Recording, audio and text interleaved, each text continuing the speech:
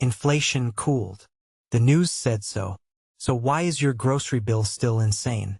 You're not imagining it, and you're not bad at math. Here's the trick almost nobody explains. When they say inflation came down, that does not mean prices came down. It means prices are going up slower. The high prices? They stay. And it turns out prices almost never fall back, not by accident but by design. The people running the economy literally don't want your grocery bill to drop. Sounds insane. It's true, and there's a genuinely good reason. Let's get into it. The whole confusion comes from two words people smash together: inflation and prices. Inflation is the rate prices are rising.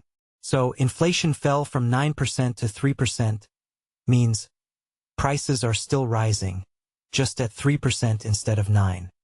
For prices to actually drop, you'd need the opposite of inflation, deflation, a negative number.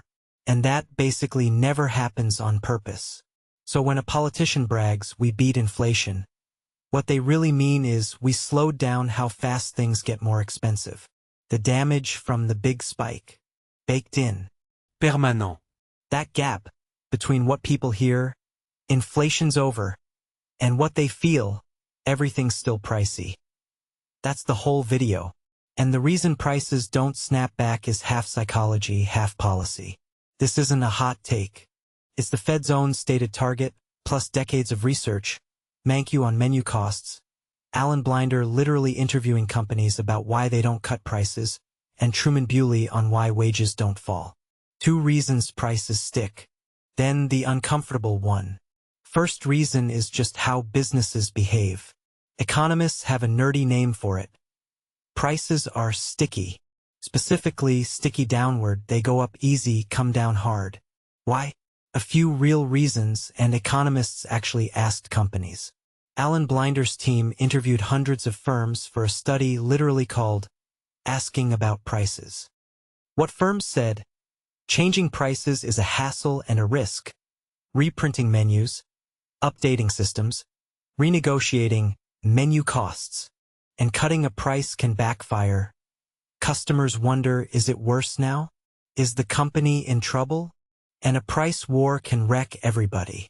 So once costs go up and a business raises a price, they really don't want to lower it again.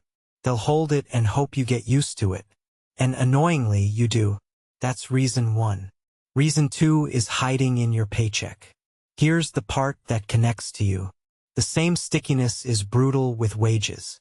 Economist Truman Bewley went and asked managers, when times get bad, why don't you just cut everyone's pay instead of doing layoffs? Their answer was basically, because cutting pay destroys morale. People who take a pay cut get angry, check out, or quit, so instead, firms lay off some workers and keep everyone else's pay the same.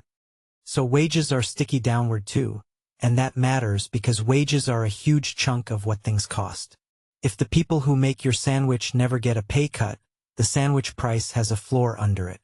Costs ratchet up and lock. They don't melt back down. Sticky prices plus sticky wages means the whole price level is built to go one direction. But stuck is only half of it. The other half is that someone wants it this way. This is the one that sounds like a conspiracy and absolutely isn't. The Federal Reserve has an official inflation target. And it is not 0. The Fed wants prices to rise about 2% a year on purpose. Forever. Not falling. Not even flat. Steadily up. Why would anyone target making your money worth a little less every year? Because the alternative, falling prices, is something economists are genuinely terrified of. A little steady inflation, they argue, keeps people spending and gives the Fed room to cut rates in a crisis. So the system is designed so prices creep up and never come back down. Your grocery bill staying high isn't a bug. It's the target working exactly as intended. Which raises the obvious question, why are they so scared of prices dropping? Wouldn't cheaper stuff be good? Here's the genuinely uncomfortable truth. Broadly falling prices, deflation, usually means something is very wrong. 2 problems. 1. If prices keep dropping, why buy today? You'd wait, it'll be cheaper next month. Everyone waits, spending freezes, Businesses cut jobs, incomes fall, prices drop more. A spiral. That's a big part of what made the Great Depression so brutal, and why Japan got stuck in decades of stagnation. 2. Debt. If you owe 100 grand and everyone's wages and prices fall, that debt gets heavier in real terms, harder to pay with shrinking dollars. Deflation crushes anyone who owes money. So central banks treat falling prices like a fire alarm. The honest catch: some prices absolutely do fall. Gas swings down, TVs and gadgets get cheaper every year, and a spiked item like eggs can drop back after a shock. But the overall level is built to ratchet up. Why won't prices come back down has a real answer. Because if they broadly did, you'd probably be living through a depression, and that's worse. So the takeaway isn't wait for prices to drop. They won't. Planning around that is planning to be disappointed. The real move is accepting the game. Prices ratchet up 2% a year, basically forever by design, so the only defense is income and assets that rise at least as fast. Cash loses to this quietly every single year. That's the whole point of the 2% target. It nudges money out of mattresses and into the economy. So sitting in pure cash is sitting in a slow leak. The fix is the boring one: raises, skills, and owning things that ride the inflation up instead of holding the thing cash it's designed to erode. You can't make prices fall. You can refuse to be the one holding the melting ice cube.